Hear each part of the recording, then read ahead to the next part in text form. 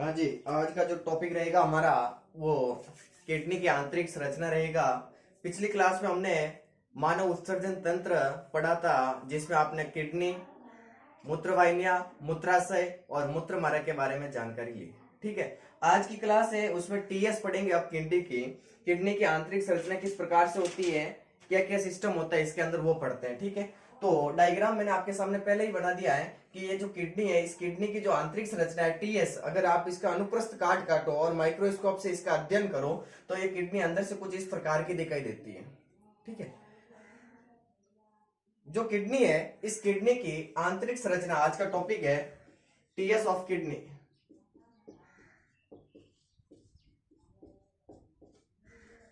Easy है, आप एक एक पॉइंट को ध्यान से सुनना, ज्यादा हार्ड नहीं है। जो किडनी की अनुप्रस्थ काट है, अगर उसके टीएस का अध्ययन करें तो सबसे पहले आपको पता होना चाहिए जो किडनी है, इस किडनी को दो भागों में बांटा गया है।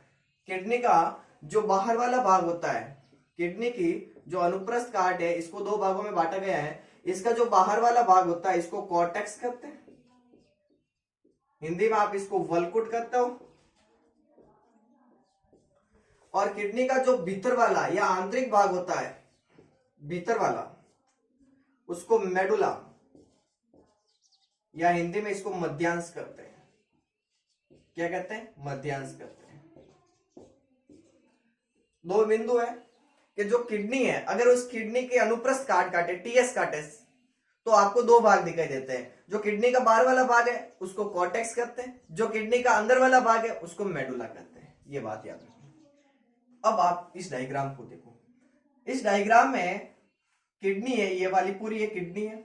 इस किडनी के चारों ओर एक तंतुमय, ये वाली जो ब्लैक रेड पेन से जो मैंने बनाया है, ये किडनी के चारों ओर एक तंतुमय संयोजी ऊतक का, बिंदु को ध्यान से सुनना आप, एक एक तंतुमय संयोजी ऊतक का, यानी कनेक्टिव टिश्यू, तंतुमय संयोजी ऊतक का, तंतुमय संयोजी ऊतक का एक बना आवरण होता है प्रत्येक किडनी के चारों ओर। प्रत्येक किडनी मतलब दो किडनी होती है ऑफकोर्स हमारे अंदर, तो उस किडनी के ऊपर तंतुमय संयोजी ऊतक का बना एक आवरण पाया जाता है।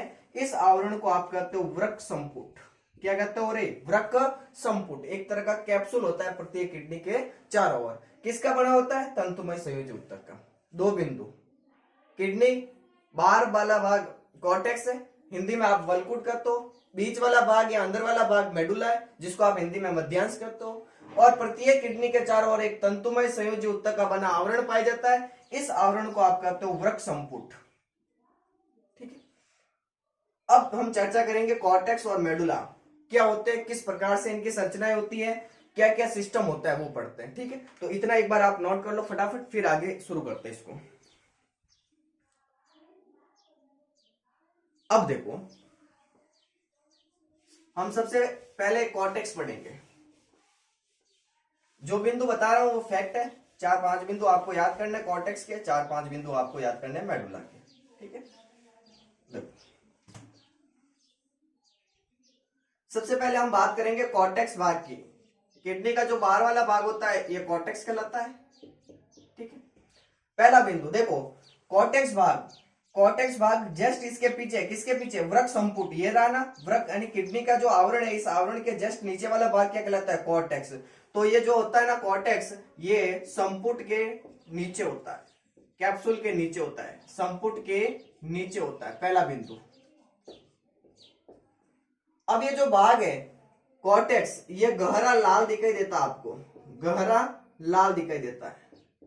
अब आपका प्रश्न होगा कि ये लाल, गहरा लाल क्यों दिखाई देता है?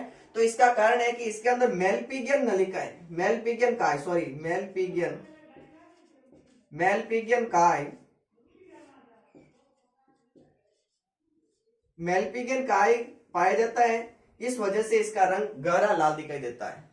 मेलपिगियन काय की कणिकाएं पाई जाती है। आप याद करना चाहो तो इसको याद कर सकते हो ऐसे भी, कि जो ये कॉर्टेक्स भाग है, ये कॉर्टेक्स भाग गहरा लाल दिखाई देता है क्योंकि इसमें मेलपिगियन काय की जो कणिकाएं होती है, उस वजह से इसका रंग गहरा लाल दिखाई देता है। ठीक है, ये दो बिंदु। कॉर्टेक्स के अंदर और क्या होता है कि ये जो कॉर्टेक्स है, ये वाला भाग, ये अंदर की ओर धस जाता है। अंदर कहां धसता है? अंदर वाला भाग कौन सा है, मेडुला है, तो ये कॉर्टेक्स भाग अंदर की ओर धस जाता है मेडुला के अंदर। कॉर्टेक्स के कुछ भाग अंदर की ओर मेडुला में धस जाते हैं, और जो भाग धसते हैं, इन धसने की वजह से देखो ये जो संरचना बन रही है, देखो अलग से मैंने ब्लू पेन से बनाई है इस वाली संरचना को, आप गौर से देखो इसको। ये जो कॉर्टेक्स भाग अंदर मेडुला की ओर धस जाता है, जिसकी वजह से ये कुछ उभार बनते हैं। इन उभारों को कहते हैं बर्टनी के स्तंभ। याद करना बहुत इंपॉर्टेंट है, बर्टनी के स्तंभ। इनको क्या कहते हैं, बर्टनी के स्तंभ। बर्टनी के स्तंभ। बर्टनी के स्तंभ की परिभाषा अगर एग्जाम आ जाए तो आप क्या लिखोगे कि किडनी का जो कॉर्टेक्स भाग है ये कुछ अंदर की ओर मेडुला में धस जाता है, जिसकी वजह से कुछ उभार बनते हैं, इनको कहते हैं बर्टनी के स्तंभ। मतलब ये कॉर्टेक्स भाग है ना, ये अंदर की ओर धस जाता है, जिसकी वजह से ये उभार बनते हैं, इन उभारों को कहते हैं बर्टनी के स्तंभ। ये बिंदु याद रखना। कॉर्टेक्स भाग है। अब आपको एक चीज तो पता होगी, नेफ्रॉन। नेफ्रॉन नाम सुना है, जिसे आप किडनी की संरचनात्मक और क्रियात्मक इकाई कहते हो। उस नेफ्रॉन की संरचना में 5 भाग दिखाई देते हैं। कौन कौन से होते हैं, मेलपिगियन काय, समीपस्थ कुंडलित नलिका, दूरस्थ कुंडलित नलिका, हेनले लूप और संग्रहण नलिका। ये 5 भाग होते हैं। उन 5 भागों में से 3 भाग आपको कॉर्टेक्स में दिखाई देते हैं। कितने भाग दिखाई देते हैं, 3 भाग। अब आप कहोगे कौन कौन से 3 भाग होते हैं, तो पहला भाग होता है मेलपिगियन काय, दूसरा भाग होता है पीसीटी समीपस्थ कुंडलित नलिकाएं, और तीसरा भाग होता है डीसीटी। ये बिंदु आपको कॉर्टेक्स में याद रखना है, ठीक है। तो देखो कॉर्टेक्स में कितने बिंदु है कि कॉर्टेक्स कैप्सूल के नीचे होता है, जस्ट इस वृक्क संपुट के नीचे वाला भाग कॉर्टेक्स कहलाता है। ये गहरे लाल रंग का होता है, क्योंकि इसके अंदर मेलपिगियन काय की कणिकाएं पाई जाती है, इस वजह से ये गहरा लाल दिखाई देता है। और कॉर्टेक्स भाग अंदर की ओर धस जाता है, जिससे मेडुला में कुछ शंकु के आकार के उभार बनते हैं, इन उभारों को कहते हैं बर्टनी के स्तंभ, ठीक है। ये वाले जो संरचना दिखाई दे रही है आपको, इनको कहते हैं बर्टनी के स्तंभ। नेफ्रॉन के 3 भाग इसमें दिखाई देते हैं कॉर्टेक्स में। कौन कौन से, पहला दिखाई देता है मेलपिगियन काय, दूसरा दिखाई देता है पीसीटी जिसको आप हिंदी में कहते हो समीपस्थ कुंडलित नलिकाएं, और तीसरा भाग दिखाई देता है डीसीटी जिसे आप कहते हो हिंदी में दूरस्थ कुंडलित नलिकाएं। यह बिंदु आपको कॉर्टेक्स में याद रखना है। अब सेकंड भाग आता है इसका मेडुला, तो इसको एक बार रब कर लूं मैं। मेडुला भाग के अंदर क्या होगा वो देखो, जिसको आप हिंदी में मध्यांश कहते हो, उसके अंदर क्या क्या प्रोसेस होता है और कैसे उसकी संरचनाएं होती है वो पढ़ते हैं। देखो किडनी की जो आंतरिक संरचना का सेकंड भाग है उसको मेडुला कहते हैं, हिंदी में आप इसको मध्यांश कह सकते हो। यह कॉर्टेक्स के नीचे होता है। देखो कॉर्टेक्स किसके नीचे था, वृक्क संपुट के नीचे था, और कॉर्टेक्स के नीचे कौन सा भाग आता है, मेडुला आता है। तो ये मेडुला है ना, ये कॉर्टेक्स के नीचे पाया जाता है। इस मेडुला के अंदर क्या होगा कि अभी अभी अपने पढ़ा कि कॉर्टेक्स भाग अंदर की ओर धंसता है, जिसकी वजह से कुछ शंकु के आकार के उभार बनते हैं। किस में बनते हैं, मेडुला में बनते हैं।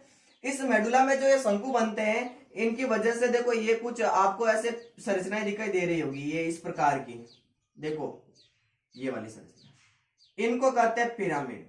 तो ये पिरामिड जैसी संरचनाएं होती है ना, ये मेडुला में पाई जाती है, इनको कहते हैं पिरामिड। तो पिरामिड कहां पाए जाते हैं, मेडुला में। पिरामिड कैसे बनते हैं, कॉर्टेक्स अंदर की ओर धंसता है, जिसकी वजह से उसमें कुछ शंकु के आकार के उभार दिखाई देते हैं, इनको कहते हैं पिरामिड। अब ये जो पिरामिड होते हैं, प्रत्येक पिरामिड आगे की ओर एक प्याले के आकार की, देखो ये वाली फ्लास्क लाइक संरचना इस प्रकार से, ये वाली आप ध्यान से सुनना, टीएस है इसकी, ये मतलब जो ये जैसे मान लो ये पिरामिड बना, ठीक है, ये पिरामिड है, तो ये इस पिरामिड के आगे की ओर एक फ्लास्क यानी कीप के समान एक संरचना होती है, उसमें जाकर ये पिरामिड खुलते हैं। इन कीप की संरचना को कहते हैं कैल्विस। देखो ये मैंने लिखा कैल्विस, इसको क्या कहते हैं, कैल्विस। और ये संरचना क्या कहलाती है, पिरामिड। तो ये जो पिरामिड होते हैं ये आगे चलकर एक प्याले के आकार की संरचना में खुलते हैं। किसमें खुलते हैं पिरामिड, प्याले नुमा संरचना में, फ्लास्क लाइक स्ट्रक्चर, प्याले नुमा संरचना में, प्याले नुमा संरचना में खुलते हैं। इन प्याले नुमा संरचना को कहते हैं कैल्विस। क्या कहते हैं, कैल्विस। ये सारे के सारे कैल्विस, ये वाला ये वाला ये वाला ये वाला, ये सब मिलकर एक जगह में खुलते हैं, जिसको कहते हैं पेल्विस। क्या कहते हैं रे, पेल्विस। तो ये बिंदु भी याद रखना। कैल्विस आगे चलकर, सभी कैल्विस संयुक्त होकर आगे चलकर किसमें खुलते हैं, पेल्विस में। और इसी पेल्विस भाग से निकलती है मूत्रवाहिनी। क्या निकलती है, मूत्रवाहिनी। ये बात आपको याद करनी। अब आपने कहा था कि कॉर्टेक्स में नेफ्रॉन के 3 भाग दिखाई देते हैं, कौन कौन से? मेलपिगियन काय, समीपस्थ कुंडलित नलिका और दूरस्थ कुंडलित नलिका। तो इस मेडुला भाग में कौन कौन दिखाई देते हैं? तो बचे हुए दोनों भाग इसमें दिखाई देंगे। बचे हुए दोनों भाग कौन कौन से? एक तो है हेनले लूप जो हेयरपिन के आकार का होता है, अभी पढ़ेंगे इनको, नेफ्रॉन की संरचना में इनको वापस पढ़ेंगे। हेनले लूप और एक दिखाई देता है संग्रहण नलिकाएं, संग्रहण नलिकाएं जिसको आप इंग्लिश में कलेक्टिंग डक्ट कहते हो। ये बात आपको मेडुला में याद रखनी है। तो देखो, अब देखो ये जो पेल्विस भाग है, पेल्विस भाग, इस पेल्विस भाग से किडनी के अंदर एक धमनी भी प्रवेश करती है जिसको वृक्क धमनी कहते हो। इस पेल्विस भाग से एक सीरा बाहर निकलती है जिसको वृक्क सीरा कहते हो। और इसी पेल्विस भाग से क्या निकलती है बाहर? मूत्र वाहिनियां, जो मूत्र को किडनी से कहां लेकर आएगी? मूत्राशय तक। ठीक है, तो देखो एक बार इसको वापस पढ़ो, ये इंपॉर्टेंट भी है और इजी भी है।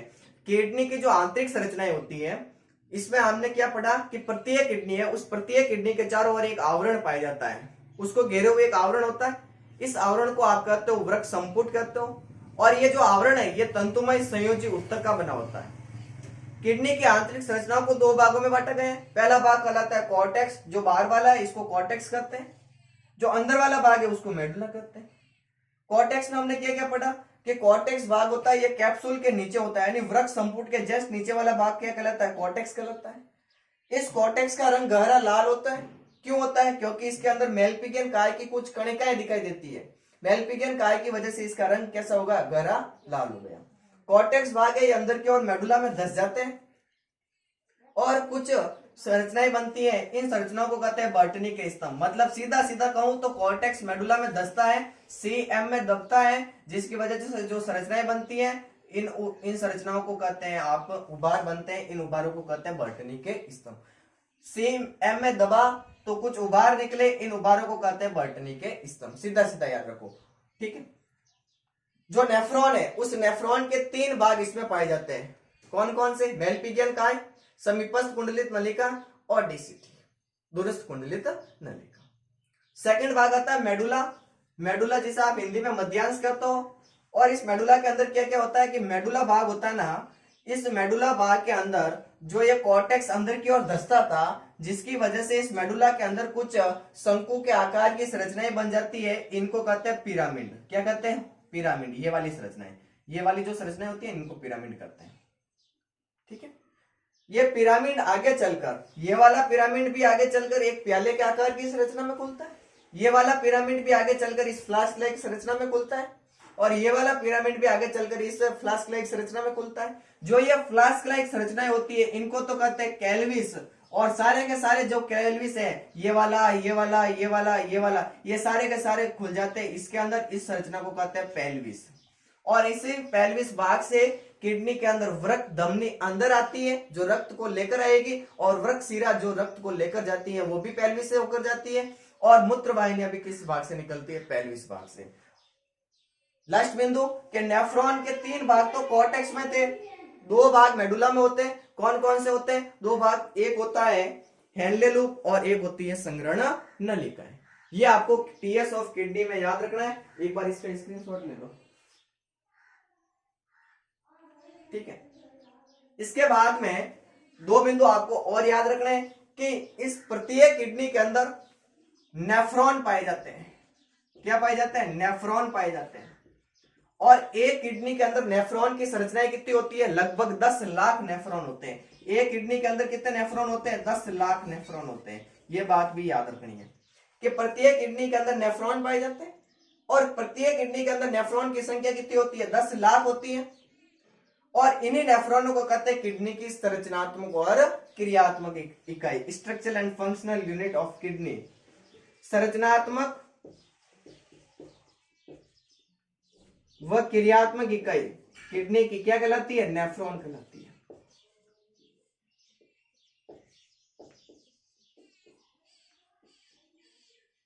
इसके बाद में टॉपिक आएगा नेफ्रॉन, जो नेफ्रॉन पढ़ते हैं। ठीक है, एक बार इसको रफ कर लूं मैं। अब नेफ्रॉन पढ़ते हैं। नेफ्रॉन इंपोर्टेंट है क्योंकि मूत्र निर्माण की क्रियाविधि पढ़ने से पहले अगर आपको नेफ्रॉन के बारे में पता नहीं है तो आप मूत्र निर्माण की क्रियाविधि नहीं पढ़ सकते हो और समझ में भी नहीं आएगी।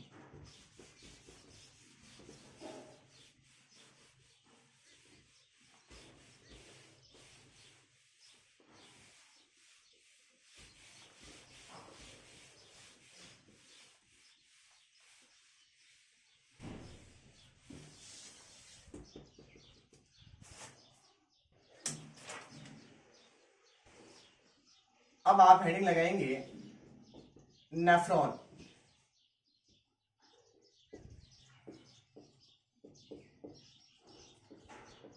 अभी अभी हमने कहा नेफ्रॉन में क्या क्या दो बिंदु याद रखने। पहले तो प्रत्येक किडनी के अंदर 10 लाख नेफ्रॉन पाए जाते हैं। कितने नेफ्रॉन पाए जाते हैं? 10 लाख। ठीक है। नेफ्रॉन को कहते हैं किडनी की संरचनात्मक और क्रियात्मक इकाई। वृक्क की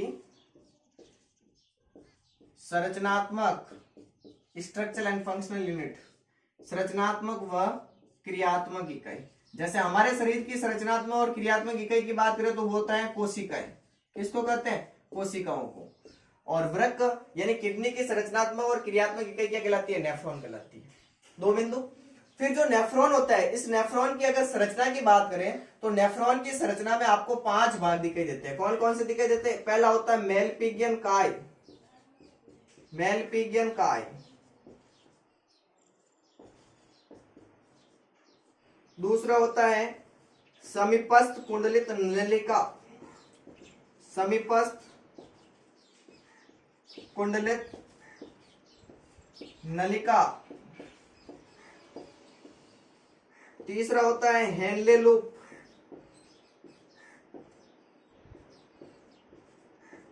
चौथा भाग होता है दूरस्थ कुंडलित नलिका।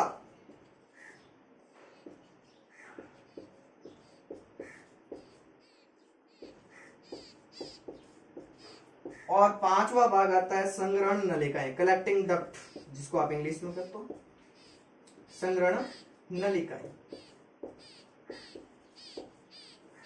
देखो पीसीटी इसी का दूसरा नाम है समीपस्थ कुंडलित नलिका, और डीसीटी दूरस्थ कुंडलित नलिका इसका पूरा नाम। ये नेफ्रॉन के 5 भाग होते हैं। एक बार इसको नोट कर लो फटाफट।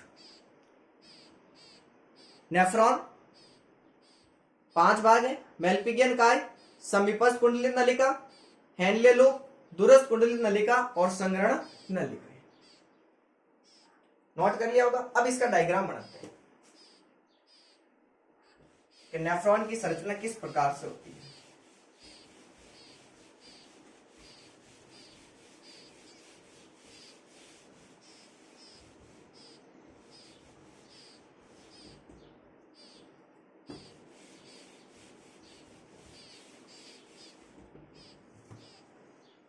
मेरे साथ साथ डायग्राम बना लीजिए आप भी।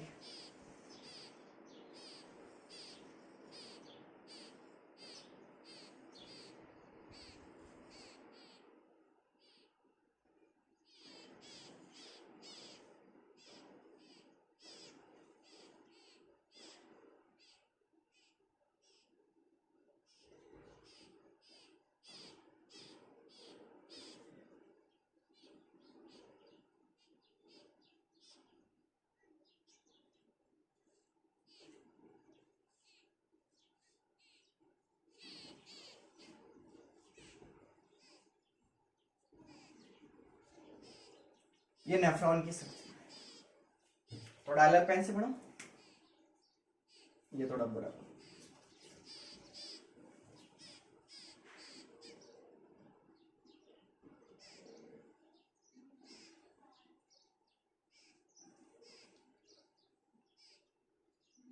ये वाला पाइप बड़ा बनाना है आपको, ये वाला पाइप छोटा बनाना है। जब ये दोनों पाइप, अभी आगे समझाऊंगा पूरा, आपस में मिलते हैं तो एक जाल बनता है। ये नेफ्रॉन की संरचना है। अब इसके नाम करते हैं कि किस भाग को क्या कहते हैं। ये बड़ा पाइप है, इसको कहते हैं अभिवाही धमनी, अभिवाही धमनी आर्टरी है। छोटा वाला पाइप है, इसको कहते हैं अपवाही धमनी, अपवाही धमनी। दोनों के मिलने से इसके अंदर जो जाल बनता है इसको कहते हैं ग्लोमेरुलस।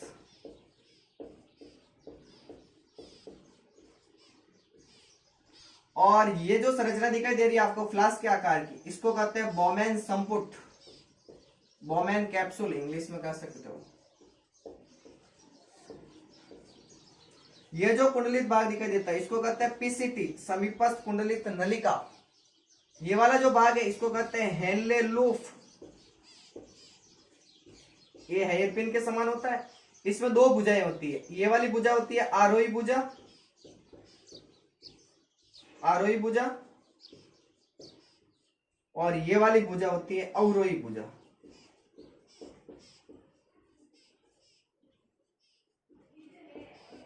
ये वाले संरचना कहलाती है डीसीटी, दूरस्थ कुंडलित नलिका, और ये वाली कहलाती है संग्रहण नलिकाएं, कलेक्टिंग डक्ट, संग्रहण नलिकाएं।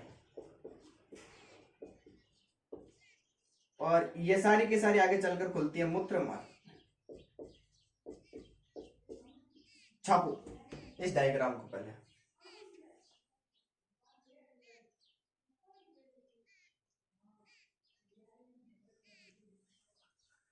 ये नेफ्रॉन की एक संरचना है, ठीक है, डायग्राम बना लो फटाफट।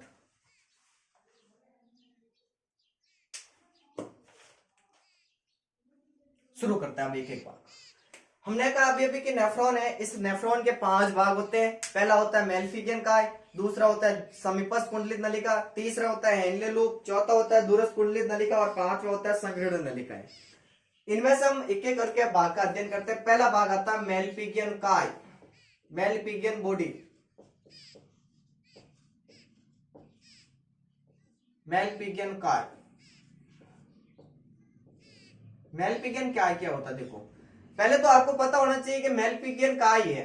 इस मेलफिजियन काय का निर्माण 2 चीजों से होता है। पहला, ये वाला जो पूरी संरचना दिखाई दे रही है फ्लास्क के आकार की, और कीमो दे क्यों रहे उन कीमर जड़ी, इस फ्लास्क के आकार की संरचना को क्या कहते हैं, बोमन संपुट।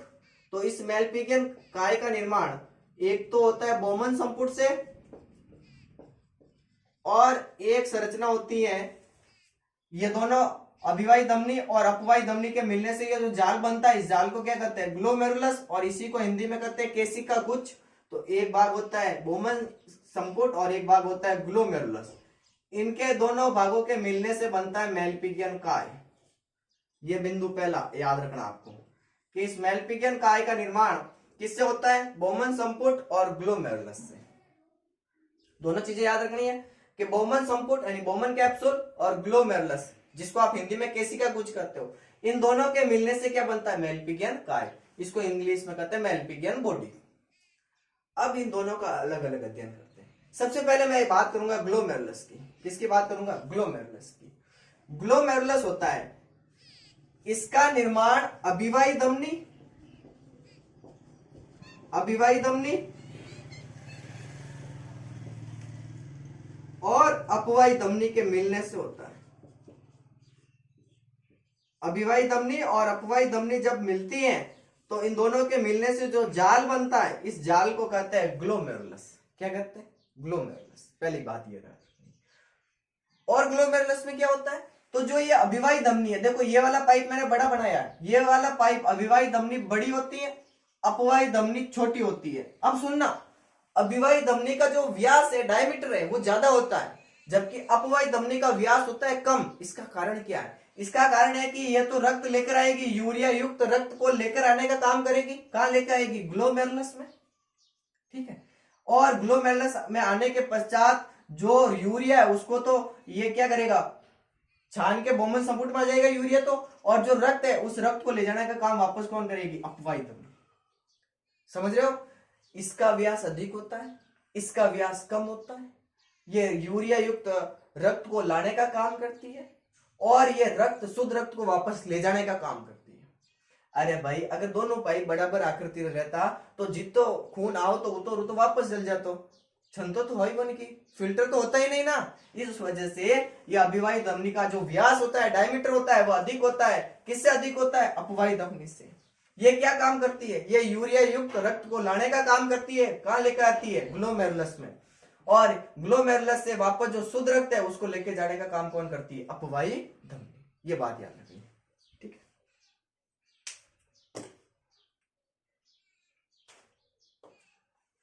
हो जाएगा।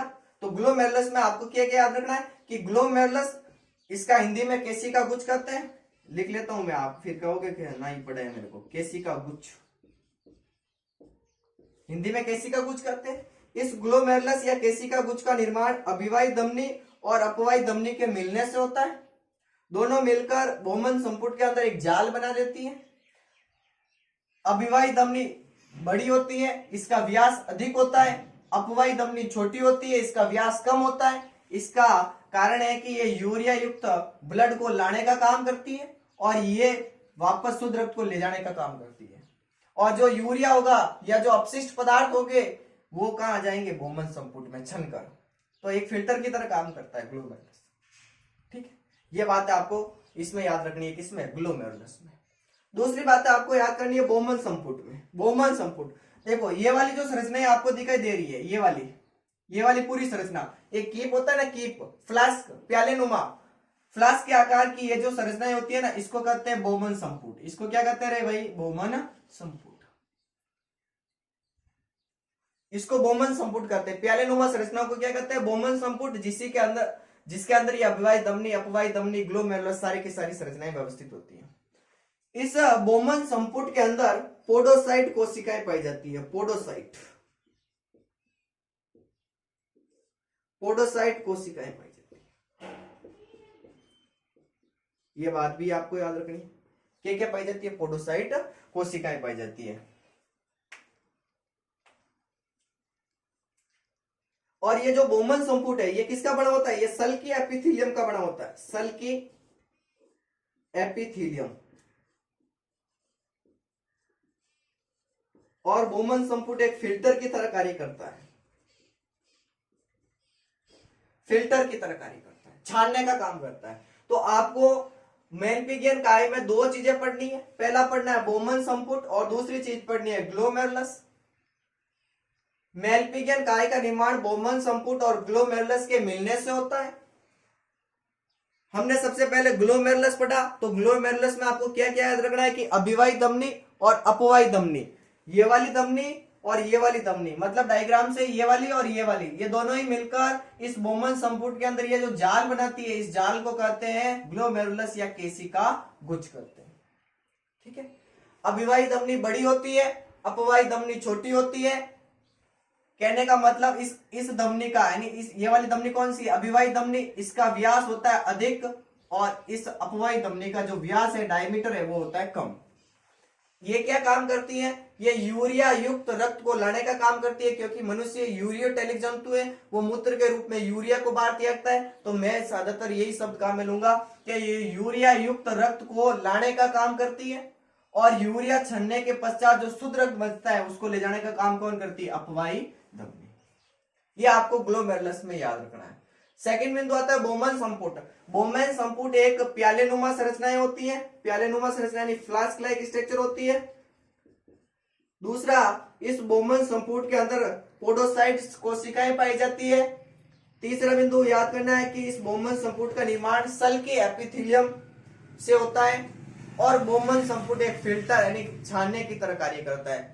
ठीक है, अरे भाई हम मटके के अंदर पानी भरते हैं तो उसके ऊपर छलनी लगाते हैं ना, ताकि वो पानी है छनकर साफ होकर मटके के अंदर रह जाए, उसी प्रकार का सिस्टम यहाँ होता है। ठीक है, ये बात आपको इसमें याद रखनी है। इससे आगे चले तो दूसरा भाग आता है ये वाला पीसीटी। पीसीटी जिसको आप हिंदी में कहते हो समीपस्थ कुंडलित नलिकाएं, इसका अध्ययन करते हैं। तो पहले इसको थोड़ा रफ करना पड़ेगा, रफ कर दो।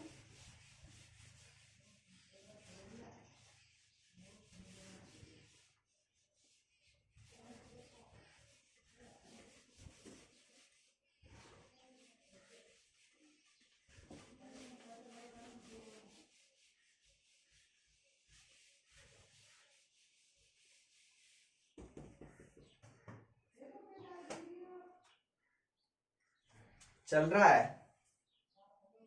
हाँ। सेकंड भाग आता है पीसीटी। पीसीटी क्या होता है कि देखो ये क्या वाला भाग है, ये वाला भाग कौन सा है, बोमन संपुट है। तो ये बोमन संपुट आगे चलकर एक कुंडलित संरचना, देखो ये वाली, ये कुंडलित हो रही है ना, ये संरचना में जाकर खुलता है।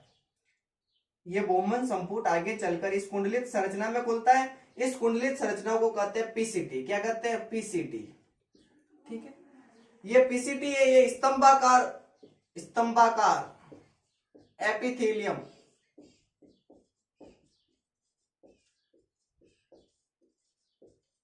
स्तंभाकार एपिथेलियम से बना होता है, से बना होता है।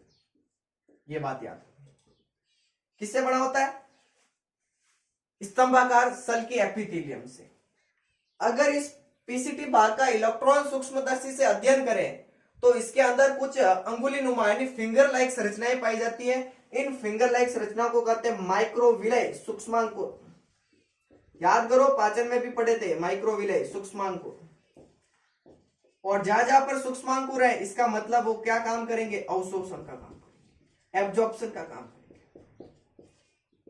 पीसीटी बिंदु में याद रखना है कि पीसीटी स्तंभाकार एपिथेलियम कोशिकाओं का बना होता है। सॉरी, एपिथेलियम स्तंभाकार से बना होता है, कोशिकाओं से बना होता है। इलेक्ट्रॉन सूक्ष्मदर्शी से अध्ययन करने से यह ज्ञात हुआ है कि इस पीसीटी भाग के अंदर कुछ अंगुलीनुमा यानी फिंगर लाइक संरचनाएं पाई जाती है। इन अंगुलीनुमा संरचनाओं को सूक्ष्मांकुर या इंग्लिश में इसको कहते हैं माइक्रोविलय, ये पाए जाते हैं। और माइक्रोविलय का प्रमुख कार्य होता है अवशोषण करना यानी एब्जॉर्प्शन करना। यानी यहाँ से जो भी पदार्थ छनकर चले जाएंगे और जिन पदार्थों की हमारे शरीर को वापस आवश्यकता होती है उन पदार्थों का वापस क्या होगा? अवशोषण होगा। कहाँ होगा? इस पीसीटी भाग में। तो अवशोषण करने के लिए ऊर्जा चाहिए भाई, एनर्जी तो चाहिए ना। कोई चीज अवशोषित करनी है तो ताकत चाहिए। तो इस पीसीटी भाग के अंदर कौन सी एक चीज पाई जाती है जिसकी वजह से इसको ताकत मिलती है और ये पीसीटी भाग उस चीज का अवशोषण करता है? तो याद रखना, इस पीसीटी भाग के अंदर पाया जाता है माइटोकॉन्ड्रिया, जिसे आप कोशिका का शक्ति ग्रह कहते हो, power house of cell, mitochondria. तो ये माइटोकॉन्ड्रिया कहाँ पाए जाते हैं? इस पीसीटी भाग में, जो सक्रिय अवशोषण के लिए, एक्टिव एब्जॉर्प्शन के लिए, सक्रिय अवशोषण के लिए ऊर्जा प्रदान करते हैं, एनर्जी देते हैं। क्या देते हैं? एनर्जी, ऊर्जा, ऊर्जा प्रदान करते हैं। ये बात आपको पीसीटी में याद रखनी। क्या क्या बातें याद रखनी है? कि स्तंभाकार एपिथेलियम कोशिकाओं से बना होता है पीसीटी भाग। इलेक्ट्रॉन सूक्ष्मदर्शी से पता चला कि इसके अंदर कुछ अंगुलीनुमा संरचनाएं पाई जाती हैं जिनको आप सूक्ष्मांकुर या इंग्लिश में माइक्रोविलय कहते हैं। माइक्रोविलय या सूक्ष्मांकुर का प्रमुख कार्य होता है अवशोषण का, अवशोषित करते चीज को। अवशोषण करने के लिए इसको एनर्जी यानी ताकत चाहिए। तो इसको ताकत कहां से मिलती है? क्योंकि इस पीसीटी भाग में क्या पाए जाते हैं? माइटोकॉन्ड्रिया। और माइटोकॉन्ड्रिया को आप पता है, आप सबको पता है कि कोशिका का क्या कहते हो? शक्ति ग्रह कहते हो। तो ये जो माइटोकॉन्ड्रिया है ये सक्रिय अवशोषण करने के लिए इसको ऊर्जा प्रदान करता है पीसीटी भाग में। ये बात आपको पीसीटी में याद रखनी है। ठीक है, हो जाएगा। अब तीसरा भाग आता है हेनले लूप। हेनले लूप का अध्ययन करते हैं। हेयरपिन देखा आपने? अरे जिसको आप बक्कल कह सकते हो, बक्कल, बक्कल जो सिर के बालों में डालने के लिए काम आता है ना, उसके आकार का होता है हेनले लूप। तीसरा भाग आता है Henle loop. Henle loop, Henle loop कौन सा है? तो देखो ये वाला पीसीटी भाग आगे चलकर देखो, ये यू आकार की संरचना दिखाई दे रही है आपको, ये वाली संरचना, ये जो ये संरचना दिखाई दे रही है इसको आप कहते हो हेनले लूप। क्या कहते हो? Henle loop. तो इसमें पहला बिंदु याद रखना है कि ये हेयरपिन नुमा होता है। हेयरपिन, अरे बक्कल के समान, हेयरपिन के समान इसकी संरचना होती है। अब भाई साहब इसके अंदर लफड़ा है। क्या लफड़ा है? कि इसके अंदर दो भुजाएं होती है, दो आर्म्स होती है, एक ये वाली भुजा और एक ये वाली भुजा। अब यहां पर कंफ्यूजन होता है, कुछ बच्चे क्या करते हैं, इसको अवरोही भुजा बना देते हैं और इसको आरोही भुजा बना देते हैं। यहां पर गलतियां हो जाती है।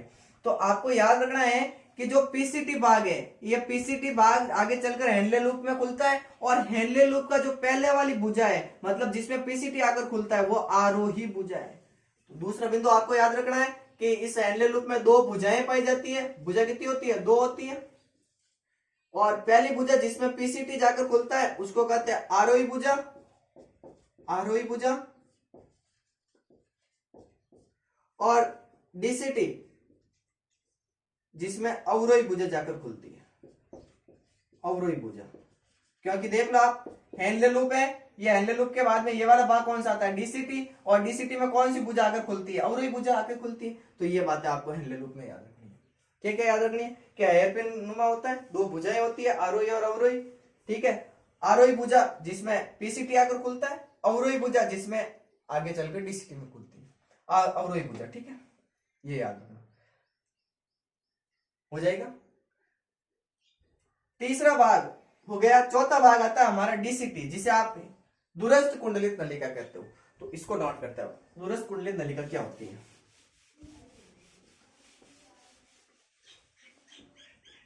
देखो फोर्थ, दूरस्थ कुंडलित नलिका, शॉर्टकट में गए तो डीसीटी। ठीक है, डीसीटी। देखो डीसीटी में पहला बिंदु आप क्या लिखोगे कि हेनले लूप की कौन सी भुजा आकर डीसीटी में खुलती है, अवरोही भुजा। तो पहला बिंदु यही लिख लो कि अवरोही भुजा। अवरोही भुजा किसकी है, हेनले लूप की है। अभी तो बताया था भाई साहब, याद करते रहना, हेनले लूप। ये आगे चलकर किसमें बोलती है, डीसीटी में।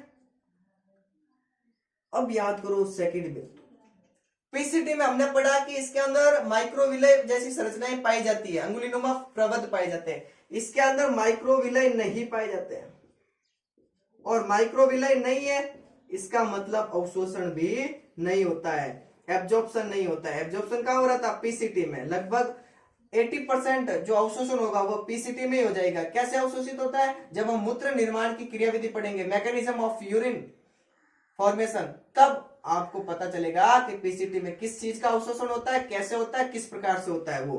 तो माइक्रोविलय डीसीटी में नहीं होते तो अवशोषण भी नहीं होगा। अब इसके अंदर और क्या नहीं होते, तो माइटोकॉन्ड्रिया भी नहीं होगा ना भाई। माइटोकॉन्ड्रिया कहां था, पीसीटी में था, तो इसके अंदर माइटोकॉन्ड्रिया भी नहीं होता है। ये आपको डीसीटी में याद रखना। ठीक है, इस वाले पार्ट में अभी अभी याद करो, मैंने पहले पढ़ाया था टीएस ऑफ किडनी। तब मैंने कहा कि किडनी के कितने भाग होते हैं, दो होते हैं, कॉर्टेक्स और मेडुला। कॉर्टेक्स बाहर वाला भाग है, मेडुला अंदर वाला भाग है। तो कॉर्टेक्स में कौन कौन सी संरचना दिखाई दे रही थी, एक तो ये पूरी मेलपीडियन का है, एक ये पीसीटी और ये डीसीटी, ये वाली संरचनाएं ये आपको कहां दिखाई देती हैं, कॉर्टेक्स के अंदर। किसके अंदर दिखाई देती है, किडनी के कॉर्टेक्स भाग के अंदर। जबकि हेनले लोब और ये संगणन नलिकाएं जो अभी पढ़ेंगे, ये दोनों के दोनों दिखाई देती है मेडुला में। कहां दिखाई देती है, मेडुला में। ये बात भी याद रखना। अंतिम बिंदु आता हमारा संग्रहण नलिकाएं, जिसको आप इंग्लिश में कलेक्टिंग डक्ट कह सकते हो। संग्रहण नलिकाएं, जो लास्ट में देखो एक पाइप दिखाई दे रहा है, ये वाला, ये कहलाता है संग्रहण नलिकाएं, कलेक्टिंग डक्ट। पांचवा भाग आता है संग्रहण नलिकाएं। समझ में नहीं आए तो वापस कह देना भाई, बैठे मत रहना। संग्रहण नलिकाएं, कलेक्टिंग डक्ट। डीसीटी आगे चलकर किसमें बोलता है, संग्रहण नलिकाओं में। ये बात है संग्रहण नलिकाओं। देख लो डायग्राम में, देखो आप कि जितनी भी ये संग्रहण डीसीटी है, ये आगे चलकर किसमें खुल रहा है, संग्रहण नलिकाओं में खुल रहा है। ठीक है, कलेक्टिंग डक्ट में ही जाकर खुलता है। इस के अंदर क्या होता है कि जितनी भी संग्रहण वाहिनियां होती है, कलेक्टिंग वाहिनियां, संग्रहण नलिकाएं, ये सभी के सभी मिल जाती है और बनाती है संग्रहण नलिका। क्या बनाती है, संग्रहण नलिका। और सारी की सारी संग्रहण नलिका आगे चलकर किसमें खुलती है, मूत्र मार्ग के अंदर।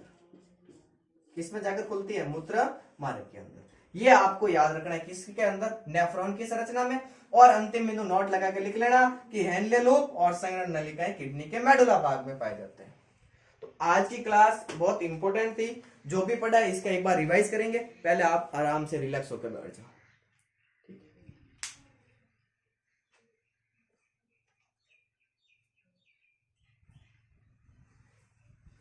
चलो, जो पढ़ा एक बार इसका रिवाइज कर ले।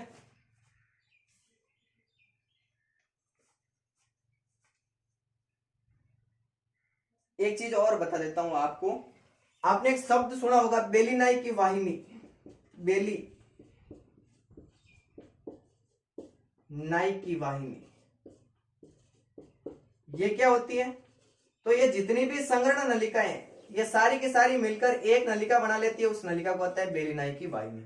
जितनी भी ये संग्रहण नलिकाएं, ये वाली, ये वाली, ये वाली, ये वाली, ये वाली, जितनी भी है, ये सारी की सारी मिलकर आगे एक ही नलिका में जाकर खुलती है, एक ही संग्रहण नलिका में जाकर खुलती है। इस नलिका को कहते हैं बेलिनाई की वाहिनी। ये आपको कलेक्टिंग डक्ट में याद रखना है। तो आज हमने दो बिंदु पढ़े, दोनों ही बिंदु बहुत इंपॉर्टेंट थे। कौन कौन से थे, एक बार मेरे साथ इसका रिवाइज करेंगे आप। सबसे पहले हमने पढ़ा कि टीएस ऑफ किडनी यानी वृक्क की अनुप्रस्थ काट। हमने कहा कि जो किडनी होती है, इस किडनी के चारों ओर एक तंतुमय संयोजी उत्तक का बना एक आवरण पाया जाता है, जिसको आप वृक्क संपुट कहते हो।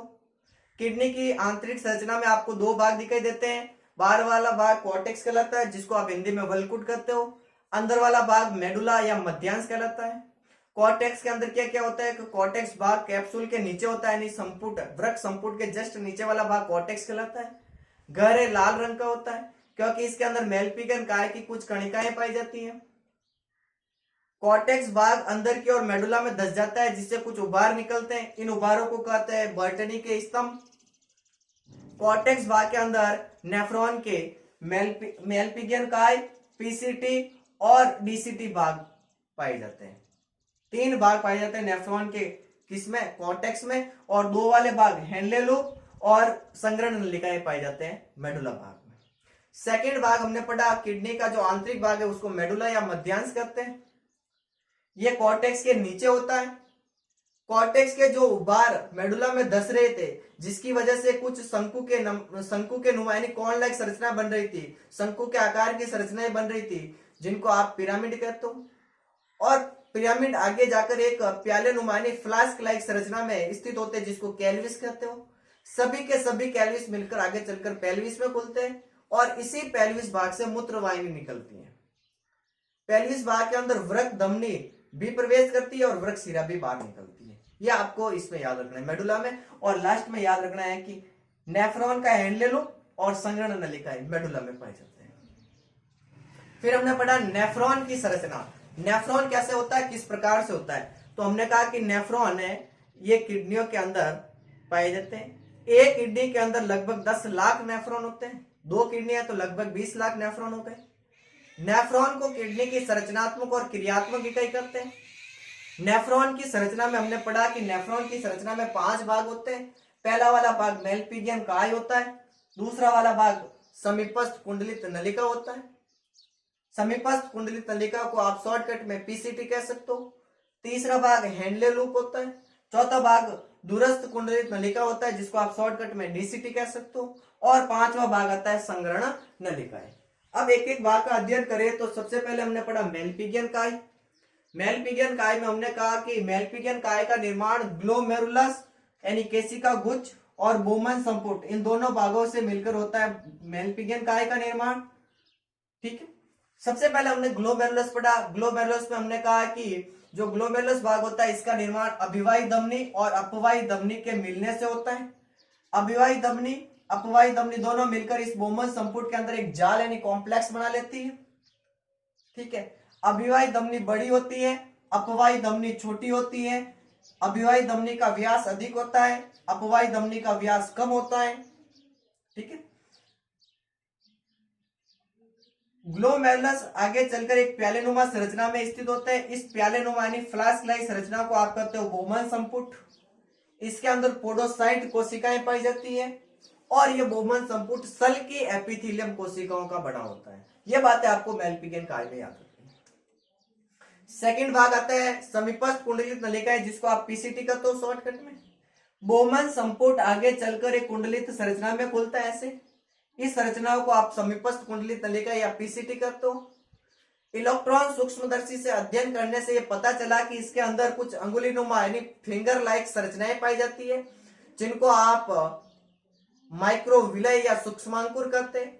ये अवशोषण का कार्य करते हैं। अवशोषण करने के लिए जो इनको ऊर्जा चाहिए, वो ऊर्जा इनको माइटोकॉन्ड्रिया के द्वारा प्रदान की जाती है।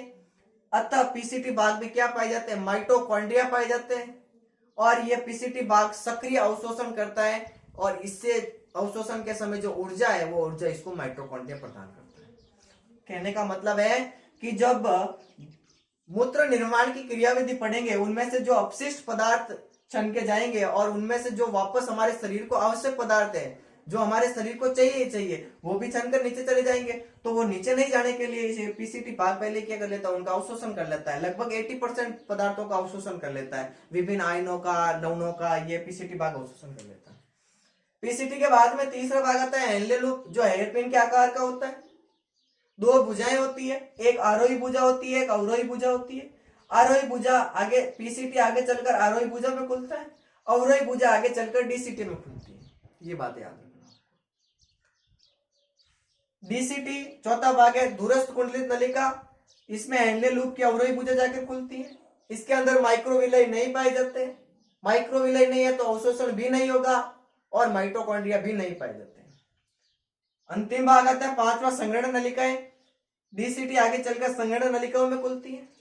सभी की सभी संगणन वाहिनिकाएं आपस में मिलकर एक संगणन नलिका का निर्माण करती है। जो एक मेन नलिका बनती है संगणन नलिका, मेन एक कलेक्टिंग डक्ट, वो कहलाती है बेलिनाई की वाहिनी। और सारी की सारी आगे चलकर किसमें खुलती है? मूत्र मार्ग में। ये बातें आपको याद रखनी है किसमें? नेफ्रॉन की संरचना में। इसके बाद में हम पढ़ेंगे मूत्र निर्माण की क्रियाविधि। ठीक है, तो आज की क्लास के लिए धन्यवाद। आगे पढ़ेंगे हम मूत्र निर्माण की क्रियाविधि।